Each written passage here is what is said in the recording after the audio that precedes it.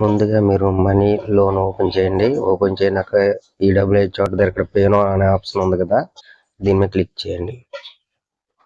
ఈడబ్ల్యూఐ amount కనిపిస్తుంది కదా, అది క్లిక్ చేసిన తర్వాత మనం ఇక్కడ ఎర్నింగ్ వ్యాలెట్ యాక్టివేషన్ రెండిట్లో అమౌంట్ ఎందులో ఉంటే సెలెక్ట్ చేసుకోండి.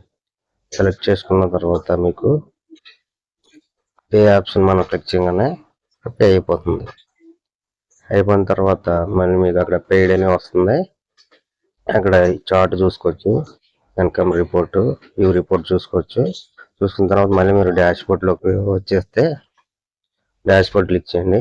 డాష్ బోర్డ్లో క్లిక్ చేసిన తర్వాత ఇక్కడ పే ఆప్షన్ వస్తుంది. చూడండి, ఇక్కడ అమౌంట్ పేడ్ అయిపోయింది. సేమ్ ఇదే ప్రాసెస్గా చేసుకోవచ్చు.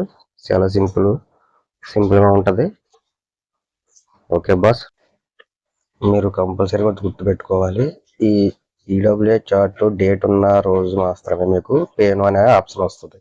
ఆ వచ్చిన రోజు ఆ డేట్ చూసుకొని మనం అక్కడ పేనో ఆప్షన్ కొట్టేసుకుని మనం ఇంకా అలా పేమెంట్ చేసుకోవచ్చు.